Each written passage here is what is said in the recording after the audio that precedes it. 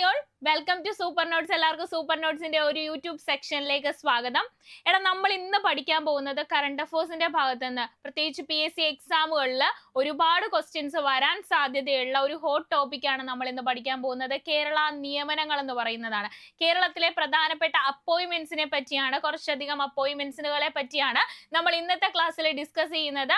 അപ്പോൾ current affairs എന്ന് പറയുന്നത് നമുക്കറിയാം, നമ്മുടെ PSC എക്സാമുകളിൽ കറണ്ട് അഫയേഴ്സിന് എന്താണ്, ഒരു വെയിറ്റേജ് മാർക്ക് എപ്പോഴും ഉണ്ട് അല്ലെ. കറണ്ട് അഫയേഴ്സ് എന്ന് പറയുന്ന മേഖലയ്ക്ക് ഒരു വെയിറ്റേജ് മാർക്ക് എപ്പോഴും ഉണ്ട്. അതിൽ തന്നെ കുറച്ച് ഇമ്പോർട്ടന്റ് ആയിട്ടുള്ള മേഖലകളുണ്ട്. അതിനെയാണ് നമ്മൾ ഈ ഹോട്ട് ടോപ്പിക് എന്ന് പറഞ്ഞ് നമ്മൾ ഈ ഒരു സീരീസിൽ മൊത്തം ഡിസ്കസ് ചെയ്യുന്നത്.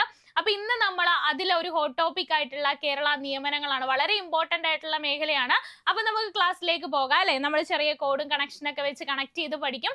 അപ്പൊ നമുക്ക് ക്ലാസ്സിലേക്ക് പോകാം. ക്ലാസ് തീരുമ്പോൾ തന്നെ കേരളത്തിൽ ഈ പഠിപ്പിച്ച നിയമനങ്ങളെല്ലാം നിങ്ങളുടെ ഉള്ളിലേക്ക്, നിങ്ങളുടെ മനസ്സിലേക്ക് അത് പതിയും. അതുപോലെ തന്നെ എക്സാമിന് വന്നു കഴിഞ്ഞാൽ സിമ്പിൾ ആയിട്ട് നിങ്ങൾക്ക് ആൻസർ ചെയ്യാൻ പറ്റും കേട്ടോ. അപ്പൊ നമ്മൾ ആദ്യം പറയുന്നത് കേരളത്തിലെ ഗവർണർ ആരാണെന്നാണ്. കേരളത്തിലെ ഗവർണർ ആരാടാ? നല്ല വിശ്വാസമുള്ള ഒരു വ്യക്തിയാണ് അല്ലെ കേരളത്തിലെ ഗവർണർ ആയിട്ട് വന്നിട്ടുള്ളത്. ഭയങ്കര വിശ്വസിക്കാൻ പറ്റുന്ന ഒരു വ്യക്തിയാണ് വന്നിട്ടുള്ളത്. രാജേന്ദ്ര വിശ്വനാഥ ആർലേക്കർ ആണ് കേട്ടോ. 23ാമത്തെ വ്യക്തിയാണ്, 23ാമത്തെ ഗവർണറാണ്. കേരള ഗവർണറായിട്ട് ആര് വന്നു? വളരെയധികം വിശ്വസിക്കാൻ പറ്റുന്ന ഒരാൾ വന്നു. രാജേന്ദ്ര വിശ്വനാഥ ആർലേക്കർ ആണ് വന്നിട്ടുള്ളത്. അപ്പൊ കേരള ഗവർണർ ആരാന്ന് ചോദിച്ചാൽ ആരുടെ പേര് പറയണം? രാജേന്ദ്ര വിശ്വനാഥ ആർലേക്കർ ആണ്. ഓക്കെ, അടുത്ത നോക്കാം നമുക്ക്. കേരള ഹൈക്കോടതി ചീഫ് ജസ്റ്റിസ് ആരാണ്? കേരള ഹൈക്കോടതിയുടെ ചീഫ് ജസ്റ്റിസ് ആരാണ്? ജസ്റ്റിസ് നിതിൻ ജംദാർ ആണ്. 39ാമത് ചീഫ് ജസ്റ്റിസ് ആണ് കേട്ടോ. ജസ്റ്റിസ് നിതിൻ ജംദാർ എന്ന് പറയുന്നത് എത്രാമത്തെ ചീഫ് ജസ്റ്റിസ് ആണ്? 39ാമത്തെ ചീഫ് ജസ്റ്റിസ് ആണ്. അപ്പം കേരള ഹൈക്കോടതിയുടെ ചീഫ് ജസ്റ്റിസ് ആയ വ്യക്തി ജസ്റ്റിസ് നിതിൻ ജംദാർ ആണ്. 39ാമത്തെ വ്യക്തിയാണ്. ഈ നമ്പർ എടുത്ത് എക്സാമിന് ചോദിക്കും. 39ാമത്തെ വ്യക്തി ആരാണ്? 38ാമത്തെ വ്യക്തി ആരാണ്? ഇത്തരത്തിൽ ചോദ്യങ്ങൾ വരും അല്ലെ. അപ്പൊ ജസ്റ്റിസ് ആശിഷ് ജിതേന്ദ്ര ദേശായി ആണ് 38ാമത്തെ വ്യക്തി എന്ന് പറയുന്നത്. 39ാമത്തെ വ്യക്തി ആരാണ്? അത് ജസ്റ്റിസ് നിതിൻ ജംദാർ ആണെങ്കിൽ കേരള ഹൈക്കോടതിയുടെ 38ാമത്തെ ചീഫ് ജസ്റ്റിസ് ആരാണ്? ജസ്റ്റിസ് ആശിഷ് ജിതേന്ദ്ര ദേശായി ആണ് കേട്ടോ. 38ാമത്തെ വ്യക്തി. രണ്ടും ഒന്ന് ഇമ്പോർട്ടന്റ് ആയിട്ട് നോട്ട് ചെയ്ത് വെച്ചേക്കുക. ചിലപ്പം എണ്ണം എടുത്ത് ചോദിച്ചാൽ ചിലപ്പോൾ 38ാമത്തെ വ്യക്തിനെ കയറി ചോദിക്കും. അപ്പൊ നിങ്ങൾക്ക് മാറിപ്പോരുത്. 38ാമത്തെ വ്യക്തി ആരാന്നും 39ാമത്തെ വ്യക്തി ആരാന്നും കറക്റ്റ് ആയിട്ട് പഠിച്ചു വെച്ചേക്കുക കേട്ടോ. അതുപോലെ തന്നെ മുഖ്യമന്ത്രി നമുക്ക് എല്ലാവർക്കും അറിയാവുന്നതാണ് അല്ലെ. ആരാ നമ്മുടെ മുഖ്യമന്ത്രി എന്ന് പറയുന്നത്? പിണറായി വിജയനാണ്. അത് നമുക്ക് എല്ലാവർക്കും അറിയാവുന്ന കാര്യമാണ്. അതിൻ്റെ അകത്ത് തർക്കമൊന്നുമില്ല. പക്ഷേ 23ാമത്തെ മുഖ്യമന്ത്രിയും മുഖ്യമന്ത്രിയാകുന്ന 12ാമത്തെ വ്യക്തിയുമാണ്. അത് ഇമ്പോർട്ടന്റ് ആണ് കേട്ടോ. മുഖ്യമന്ത്രി പിണറായി വിജയനാണ്. 23ാമത്തെ മുഖ്യമന്ത്രിയും മുഖ്യമന്ത്രിയാകുന്ന 12ാമത്തെ വ്യക്തിയുമാണ് ആരെന്ന് പറയുന്നത്?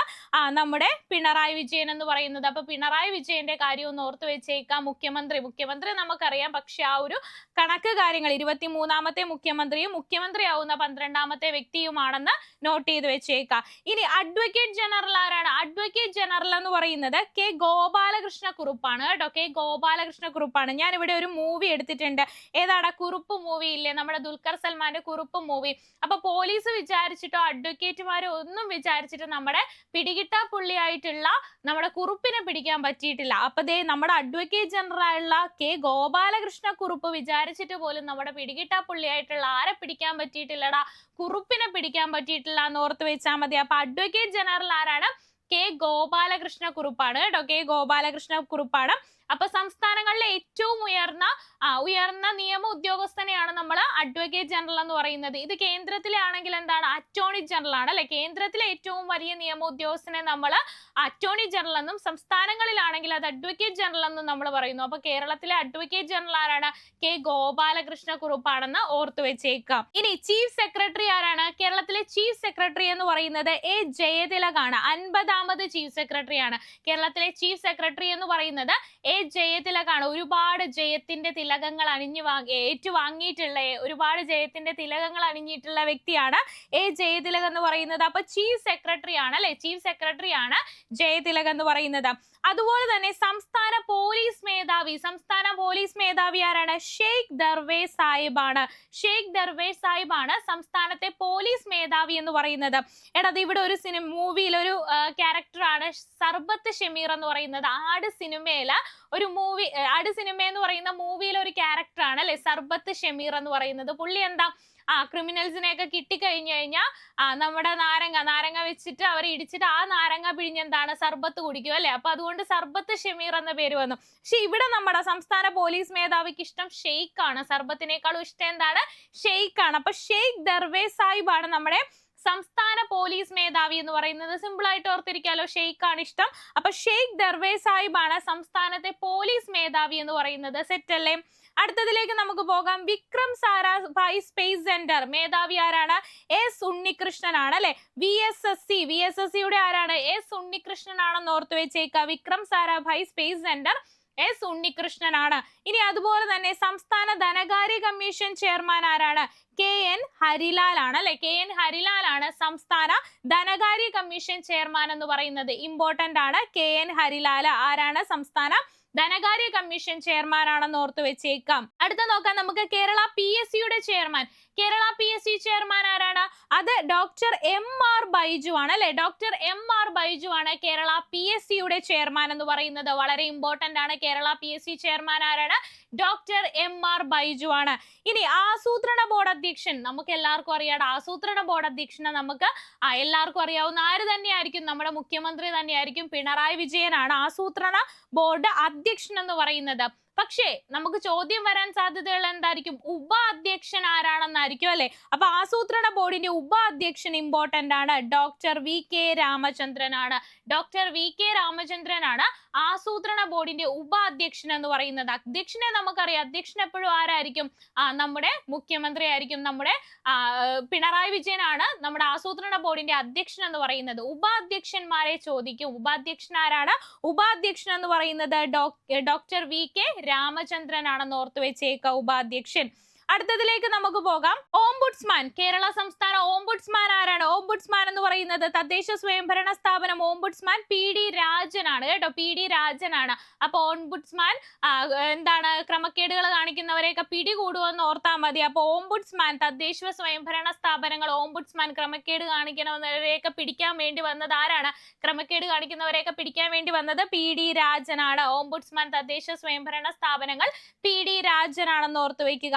മുഖ്യ വിവരാവകാശ കമ്മീഷണർ ആരാണ്? V ഹരിനായർ ആണ് കേട്ടോ. വിവരാവകാശം V ഹരിനായർ. അപ്പൊ രണ്ടിലും ഒരു V ഉണ്ട് അല്ലെ. വിവരാവകാശം V ഹരിനായർ ആണ് മുഖ്യ വിവരാവകാശ കമ്മീഷണർ എന്ന് പറയുന്നത്. നോട്ട് ചെയ്ത് വെച്ചേക്കാം.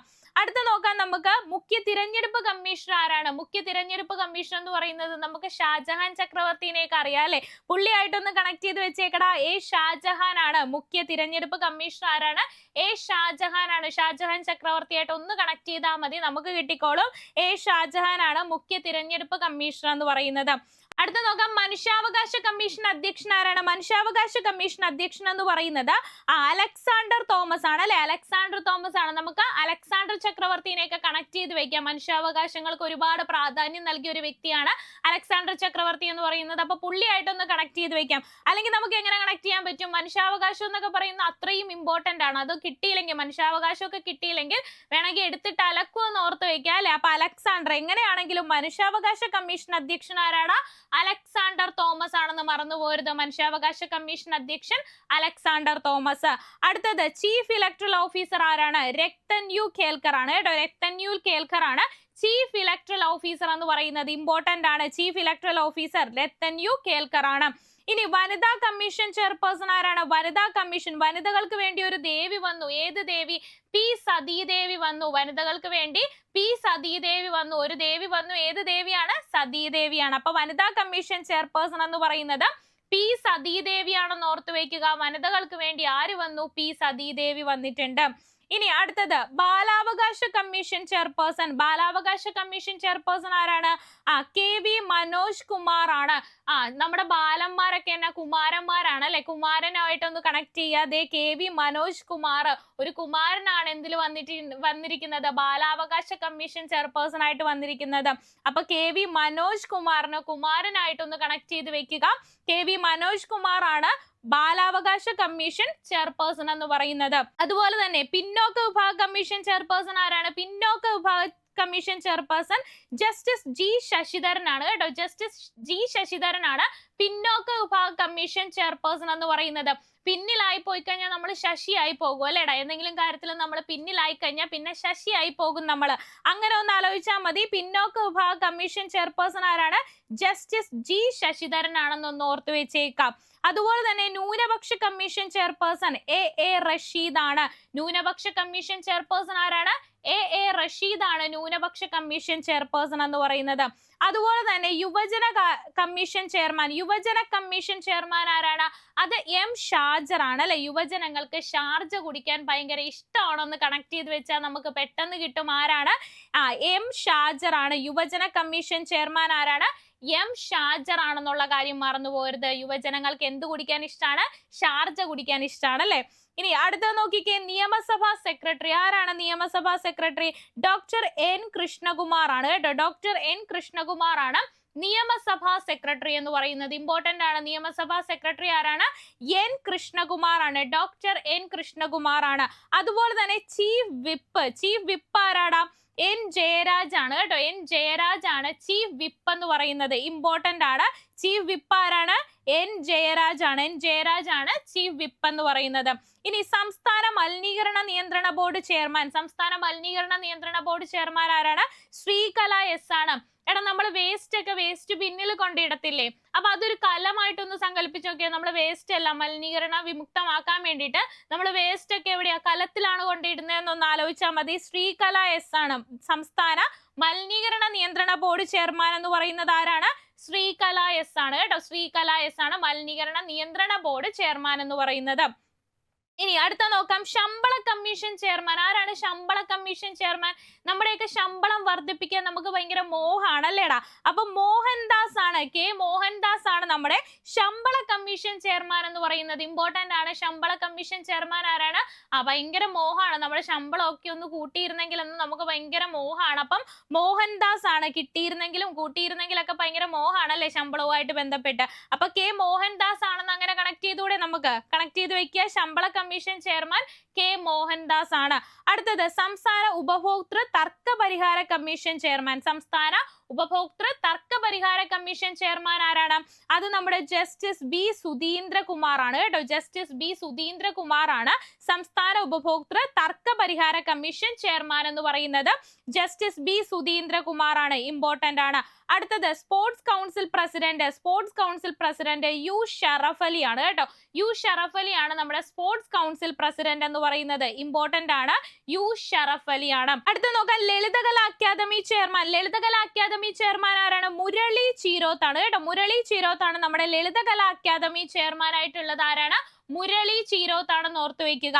ഇനി അടുത്ത നോക്കാം നമുക്ക്, KSRTC ചെയർമാൻ ആൻഡ് MD ആരാണ്? പ്രമോദ് ശങ്കർ ആണ് അല്ലെ. പ്രമോദ് ശങ്കർ ആണ് KSRTC chairman and MD. Pramod Shankar ആണ്. ഇമ്പോർട്ടന്റ് ആണ്, നോട്ട് ചെയ്തോളുക. ട്രാൻസ്പോർട്ട് കമ്മീഷണർ ആരാണ്? നമ്മുടെ ട്രാൻസ്പോർട്ട് കമ്മീഷണർ എന്ന് പറയുന്നത് CH നാഗരാജു ആണ് കേട്ടോ. CH നാഗരാജു ആണ് ട്രാൻസ്പോർട്ട് കമ്മീഷണർ എന്ന് പറയുന്നത്. ട്രാൻസ്പോർട്ട് കമ്മീഷണർ ആരാണ്? CH നാഗരാജു ആണ്. ഒന്നുകൂടി പറഞ്ഞാല് KSRTC ചെയർമാൻ ആൻഡ് MD ആരാണ്? പ്രമോദ് ശങ്കർ ആണ്. ട്രാൻസ്പോർട്ട് കമ്മീഷണർ ആരാണ്? CH നാഗരാജു ആണ്. ഇമ്പോർട്ടന്റ് ആണ്. അടുത്ത നോക്കിക്കേ, നമ്മുടെ ഗതാഗത വകുപ്പ് സെക്രട്ടറി ആരാണ്? ഗതാഗത വകുപ്പ് സെക്രട്ടറി എന്ന് പറയുന്നത് PB നൂഹ് IAS ആണ് അല്ലെ. PB നൂഹ് IAS ആണ് ഗതാഗത വകുപ്പ് സെക്രട്ടറി എന്ന് പറയുന്നത്. ആരാണ് ഗതാഗത വകുപ്പ് സെക്രട്ടറി? PB നൂഹ് IAS ആണ്. ഇനി അടുത്ത നോക്കിക്കഴിഞ്ഞാൽ ഭാഷാ institute director doctor M Sathyan ആണ് കേട്ടോ. ഭാഷാ ഇൻസ്റ്റിറ്റ്യൂട്ട് ഡയറക്ടർ ആരാണ്? ഡോക്ടർ M സത്യൻ ആണ് നമ്മുടെ ഭാഷാ ഇൻസ്റ്റിറ്റ്യൂട്ട് ഡയറക്ടർ എന്ന് പറയുന്നത്. ഇനി സാഹിത്യ അക്കാദമിയുടെ വൈസ് പ്രസിഡന്റ് ആരാണ്? അത് അശോകൻ ചെരുവിലാണ് സാഹിത്യ അക്കാദമിയുടെ വൈസ് പ്രസിഡന്റ് ആയിട്ടുള്ളത്.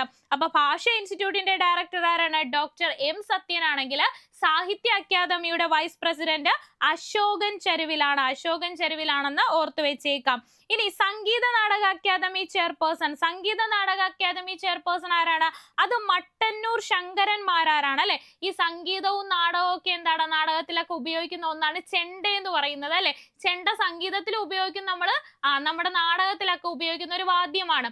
അപ്പോ ഈ ചെണ്ട കൊട്ടുന്ന ആളുകളെ നമ്മൾ എന്താണ് മാരാരെന്ന് പറയും അല്ലേടാ, മാരാരന്മാർ എന്ന് ചെണ്ട കൊട്ടുന്ന ആളുകളെ നമ്മൾ പറയും. അപ്പൊ സംഗീത നാടക അക്കാദമി അങ്ങനെ ഒന്ന് കണക്ട് ചെയ്യുക, മട്ടന്നൂർ ശങ്കരൻ മാരാറാണ് കേട്ടോ, മട്ടന്നൂർ ശങ്കരൻ മാരാറാണ്. ഇനി അതുപോലെ തന്നെ ഫോക്ലോർ അക്കാദമി ചെയർപേഴ്സൺ ആരാണ്? ഫോക്ലോർ അക്കാദമി ചെയർപേഴ്സൺ അത് OS ഉണ്ണികൃഷ്ണനാണ്. OS ഉണ്ണികൃഷ്ണനാണ് ഫോക്ലോർ അക്കാദമി ചെയർപേഴ്സൺ എന്ന് പറയുന്നത്. ഇമ്പോർട്ടന്റ് ആണ്, OS ഉണ്ണികൃഷ്ണനെ ഓർത്തു വെക്കുക. എന്താണ്?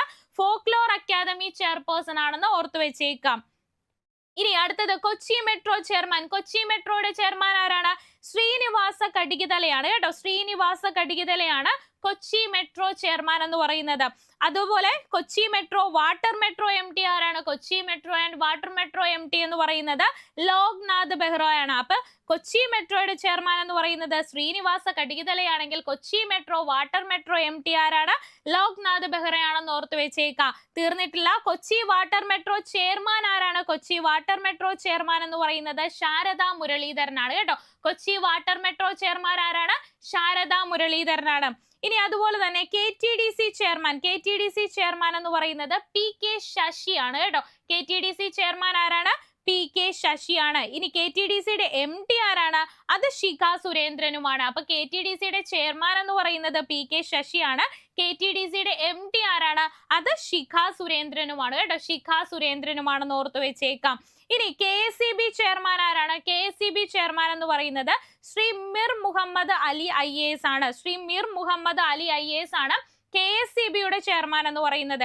ഇനി KSFEയുടെ ചെയർമാൻ ആരാണ്? KSFE നമുക്കൊക്കെ ഭയങ്കര ഒരു വരദാനം പോലെയാണ് അല്ലെ KSFE. അപ്പൊ K വരദരാജനാണ്. KSFEയുടെ ചെയർമാൻ ആരാണ്? K വരദരാജനാണ് KSFEയുടെ ചെയർമാൻ എന്ന് പറയുന്നത്.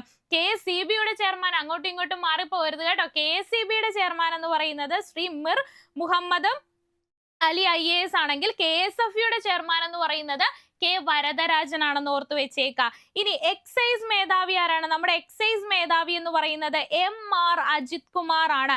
എക്സൈസ് മേധാവി ആരാണ്? MR അജിത് കുമാർ ആണ് എക്സൈസ് മേധാവി എന്ന് പറയുന്നത്. അടുത്ത നോക്കിയാൽ ഫയർഫോഴ്സ് മേധാവി ആരാണ്? അത് യോഗേഷ് ഗുപ്തയാണ് കേട്ടോ, യോഗേഷ് ഗുപ്തയാണ് ഫയർഫോഴ്സ് മേധാവി എന്ന് പറയുന്നത്. എടാ നമ്മൾ എന്താണ് ഈ ഫയർഫോഴ്സ് എന്നൊക്കെ പറയുമ്പോൾ അപകടങ്ങളിലൊക്കെ പെട്ടുപോയി കഴിഞ്ഞാൽ അവരെ രക്ഷിക്കാൻ വേണ്ടിയിട്ട് അവര് ആ സഡൻ ഓടി ഇറങ്ങുന്നവരാണ് അല്ലെ. അപ്പൊ അവരുടെ ബോഡിയൊക്കെ ഭയങ്കര ഫ്ലെക്സിബിൾ ആയിരിക്കണം അല്ലെ, ഭയങ്കര ഫ്ലെക്സിബിൾ ആയിരിക്കണം.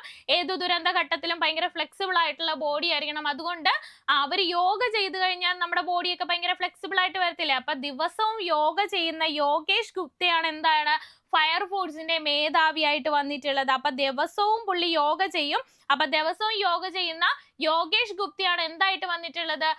നമ്മുടെ ഫയർഫോഴ്സിന്റെ മേധാവിയായിട്ട് വന്നിട്ടുള്ളത്. ഇല്ലെങ്കിൽ വേറൊരു രീതിയിലായാലും നിങ്ങൾ കണക്ട് ചെയ്തോ. എടാ ഈ യാഗം, യോഗേന യാഗമായിട്ടൊന്ന് കണക്ട് ചെയ്യും. ഈ യാഗം നടക്കുമ്പോഴെന്താണ്? ഈ യാഗങ്ങളൊക്കെ നടക്കുമ്പോ ഫയർ ആണല്ലേ വരുന്നത്, യാഗം നടത്തുമ്പോൾ ഫയർ ആണ് വരുന്നത്. അപ്പൊ യാഗം യോഗേഷ് ഗുപ്തയായിട്ടൊന്ന് കണക്ട് ചെയ്യുക. അപ്പൊ യോഗേഷ് ഗുപ്തയാണ്. എന്താണെങ്കിലും നമ്മുടെ ഫയർഫോഴ്സ് മേധാവി ആരാണ്? യോഗേഷ് ഗുപ്തയാണ് കേട്ടോ, യോഗേഷ് ഗുപ്തയാണെന്ന് ഓർത്ത് വെച്ചേക്കാം.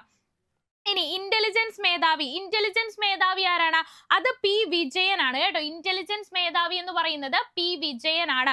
എടാ ഇന്റലിജൻസ് ആയിട്ടുള്ള ആളുകളാണ് അല്ലെ എല്ലാ മേഖലയിലും വിജയിച്ചിരിക്കുന്നത്, ഭയങ്കര ഇന്റലിജൻസ് ആയിട്ടുള്ള ആളുകളാണ്. അപ്പൊ അങ്ങനെ നമുക്കൊന്ന് കണക്ട് ചെയ്തോടെ. P വിജയനാണ് ഇന്റലിജൻസ് മേധാവി എന്ന് പറയുന്നത്. അപ്പൊ എല്ലാ മേഖലകളിലും വിജയിച്ച വ്യക്തിയാണ്, അതുകൊണ്ട് ഭയങ്കര ഇന്റലിജൻസ് ആയിട്ടുള്ള ആളാണ്. അപ്പൊ ഇന്റലിജൻസ് മേധാവി P വിജയനാണെന്ന് ഓർത്ത് വെച്ചേക്കാം.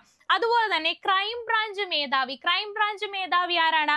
അത് മഹിപാൽ യാദവ് ആണ് കേട്ടോ. ക്രൈം ബ്രാഞ്ച് മേധാവി എന്ന് പറയുന്നത് മഹിപാൽ യാദവ് ആണ് ക്രൈം ബ്രാഞ്ച് മേധാവി. ഇനി ജയിൽ വകുപ്പ് മേധാവി ആരാണ്? K സേതുരാമനാണ്. ജയിൽ വകുപ്പ് മേധാവി K സേതുരാമനാണ്. സേതുരാമയ്യർ CBIക്കകത്ത് നമ്മുടെ മമ്മൂട്ടിനെ ഓർത്താൽ മതി. സേതുരാമനാണ് കേട്ടോ. K സേതുരാമനാണ് ജയിൽ വകുപ്പ് മേധാവി എന്ന് പറയുന്നത്. ഇനി വിജിലൻസ് ഡയറക്ടർ ആരാണ്? അത് മനോജ് എബ്രഹാം ആണ്. വിജിലൻസ് ഡയറക്ടർ എന്ന് പറയുന്നത് മനോജ് എബ്രഹാം ആണെന്ന് ഓർത്ത് വെച്ചേക്കാം. ഇനി പോലീസ് അക്കാദമിയുടെ മേധാവി ബൽറാം കുമാർ ഉപാധ്യായ ആണ്. പോലീസിന്റെ ചരിത്രത്തില്, പോലീസ് അക്കാദമിയുടെ ചരിത്രത്തില് പുതിയ അധ്യായങ്ങൾ കുറിക്കാൻ വന്ന വളരെ ബലവാനായിട്ടുള്ള വ്യക്തിയാണ് ആര്? ബൽറാം കുമാർ ഉപാധ്യായ എന്ന് പറയുന്നത്. അപ്പൊ പോലീസ് അക്കാദമി മേധാവി ആരാണ്? ബൽറാം കുമാർ ഉപാധ്യായ ആണ്. നല്ല ബലമുള്ള ആളാണ്. പോലീസ് അക്കാദമിയുടെ ചരിത്രത്തിൽ പുതിയ പുതിയ അധ്യായങ്ങൾ കുറിക്കാൻ വന്ന വ്യക്തിയാണ് ആര്? പോലീസ് അക്കാദമി മേധാവി ബൽറാം കുമാർ ഉപാധ്യായ ആണെന്ന് ഓർത്തു വെച്ചേക്കാം. അടുത്തത് മലയാളം മിഷൻ ഡയറക്ടർ ആരാണ്? മലയാളം മിഷൻ ഡയറക്ടർ മുരുകൻ കാട്ടാക്കടയാണ്. മലയാളത്തിൽ ഒരുപാട് കൃതികൾ, മുരുകൻ കാട്ടാക്കടയുടെ മലയാളത്തിലെ ഒരുപാട് കൃതികൾ എന്താണ് നമ്മുടെ മനസ്സിൽ ഇപ്പോഴും തൊട്ടുണർത്തുന്നതാണ്. മങ്ങിയ കാഴ്ചകൾ കണ്ടുമടുത്തു, എന്ത് വേണം? കണ്ണടകൾ വേണോ അല്ലെ? കൃതികളൊക്കെ മലയാളത്തിലെ അദ്ദേഹം എഴുതിയിട്ടുള്ള കൃതികളൊക്കെ നമ്മുടെ മനസ്സിനെ തൊട്ടുണർത്തുന്നതാണ്. അപ്പൊ മലയാള മിഷൻ ഡയറക്ടർ ആരാണ്? മുരുകൻ കാട്ടാക്കടയാണ്. മുരുകൻ കാട്ടാക്കടയാണെന്ന് ഓർത്തു വെച്ചേക്കാം. ഇനി വിഴിഞ്ഞം തുറമുഖം മാനേജിംഗ് ഡയറക്ടർ ദിവ്യ എസ് അയ്യരാണ്. വിഴിഞ്ഞം വളരെ ഇമ്പോർട്ടന്റ് ആണ് കേട്ടോ. വിഴിഞ്ഞം എന്താണ്? വിഴിഞ്ഞം വികസനത്തിന്റെ പാതയിലാണ് അല്ലെ? അതുകൊണ്ട് തന്നെ വളരെ ഇമ്പോർട്ടന്റ് ആയിട്ടുള്ളതാണ്. ഇമ്പോർട്ടന്റ് ആയിട്ട് തന്നെ പഠിച്ചോളുക. വിഴിഞ്ഞം തുറമുഖം മാനേജിംഗ് ഡയറക്ടർ ആരാണ്? ദിവ്യ എസ് അയ്യരാണ്. അതുപോലെ തന്നെ വിഴിഞ്ഞം ഇന്റർനാഷണൽ സീപോർട്ട് ലിമിറ്റഡിന്റെ പുതിയ സിഇഒ ആരാണ്? വിഴിഞ്ഞം ഇന്റർനാഷണൽ സീപോർട്ട് ലിമിറ്റഡിന്റെ പുതിയ സിഇഒ ആരാണ്? ശ്രീകുമാർ കെ നായരാണ് അല്ലെ? ശ്രീകുമാർ കെ നായരാണെന്ന് ഓർത്തു വെച്ചേക്കാം. വളരെ ഇമ്പോർട്ടന്റ് ആണ്. വിഴിഞ്ഞം തുറമുഖം മാനേജിംഗ് ഡയറക്ടർ ദിവ്യ എസ് അയ്യരും വിഴിഞ്ഞം ഇന്റർനാഷണൽ സീപോർട്ടിന്റെ പുതിയ സിഇഒ എന്ന് പറയുന്നത് ശ്രീകുമാർ കെ നായരുമാണ്. രണ്ടുപേരെയും ഓർത്തു വെച്ചേക്ക, ഇമ്പോർട്ടന്റ് ആണ്. അടുത്തത് K R Narayanan film institute chairman ആരാണ്? സെയ്ദ് അക്തർ മിർസിയാണ് കേട്ടോ. K R Narayanan film institute chairman ആരാണ്? K R Narayanan film institute chairman എന്ന് പറയുന്നത് സെയ്ദ് അക്തർ മിർസിയാണ്. ഇമ്പോർട്ടന്റ് ആണ്, നോട്ട് ചെയ്ത് വെച്ചേക്ക. സെയ്ദ് അക്തർ മിർസിയാണ് കേട്ടോ. ഇനി അതുപോലെ തന്നെ Kerala cricket association president Jayesh George ആണ് കേട്ടോ. ജയേഷ് ജോർജ് ആണ് കേരള ക്രിക്കറ്റ് അസോസിയേഷൻ പ്രസിഡന്റ് എന്ന് പറയുന്നത്. ആരാണ് Kerala cricket association president? Jayesh George ആണ്. നോട്ട് ചെയ്ത് വെച്ചേക്കാം. അടുത്തത് കേരള ബാങ്ക് പ്രസിഡന്റ് ആരാണ്? കേരള ബാങ്ക് പ്രസിഡന്റ് ഗോപി കോട്ടമുറിക്കലാണ് കേട്ടോ. ഗോപി കോട്ടമുറിക്കലാണ്.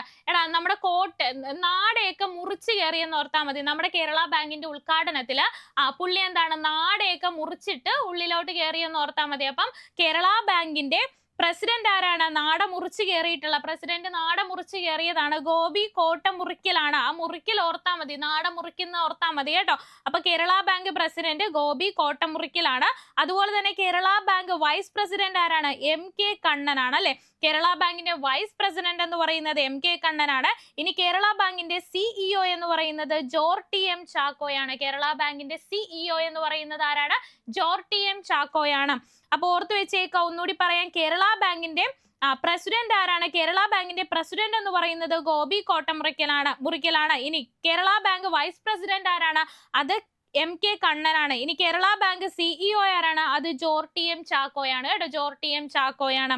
ഇനി അതുപോലെ തന്നെ ലളിതകലാ അക്കാദമി ചെയർമാൻ ഒന്ന് ഓർത്തിരുന്നോടാ, മുരളി ചീരോത്താണ്. ലളിതകലാ അക്കാദമി ചെയർമാൻ നമ്മുടെ ആരാണ്? മുരളി ചീരോത്താണ്. നമ്മൾ പറഞ്ഞിട്ടുണ്ടായിരുന്നതാണ്. അപ്പൊ നമ്മുടെ കേരളത്തിലെ നിയമനങ്ങൾ എന്ന് പറയുന്ന വളരെ കറണ്ട് അഫേഴ്സിന്റെ ഭാഗത്ത് വളരെ പ്രാധാന്യം അർഹിക്കുന്ന വളരെ ഇമ്പോർട്ടന്റ് ആയിട്ടുള്ള ഒരു ഹോട്ട് ടോപ്പിക് ആണ്. നമ്മൾ കുറച്ച് നിയമനങ്ങൾ പഠിച്ചു. കേരളത്തിലെ ഇമ്പോർട്ടന്റ് ആയിട്ടുള്ള കുറച്ച് നിയമനങ്ങളെ നമ്മൾ മനസ്സിലാക്കി കഴിഞ്ഞു. എക്സാം പോയിന്റ് ഓഫ് വ്യൂ വളരെ ഇമ്പോർട്ടന്റ് ആയിട്ടുള്ള ഒരു മേഖലയാണ്. അതുകൊണ്ട് ഇത് ഒഴിച്ചുകൂടാൻ പറ്റാത്ത മേഖലയാണ്. PSCയുടെ ഏത് എക്സാം ആയിക്കോട്ടെ, കറണ്ട് അഫേഴ്സ് എന്ന് പറയുന്നത് വളരെ ഇമ്പോർട്ടന്റ് ആയിട്ടുള്ള മേഖലയാണ്. ആ ഇമ്പോർട്ടന്റ് ആയിട്ടുള്ള മേഖലകളിൽ തന്നെ ഹോട്ട് ടോപ്പിക് എന്ന് പറയുന്ന മേഖല അതിലും വളരെ ഇമ്പോർട്ടന്റ് ആയിട്ടുള്ളതാണെന്നുള്ള ഒരു വസ്തുത മനസ്സിലാക്കി തന്നെ നിങ്ങൾ പഠിച്ചു പോവുക. അപ്പോൾ ഹോട്ട് ടോപ്പിക്കിന്റെ സീരീസ് തീരുന്നില്ല. ഇനിയും കറണ്ട് അഫേഴ്സിന്റെ ഭാഗത്തു നിന്നുള്ള അടിപൊളി ഹോട്ട് ടോപ്പിക്കുമായിട്ട് നമുക്ക് അടുത്ത ക്ലാസ്സിൽ കാണാം. Thank you all.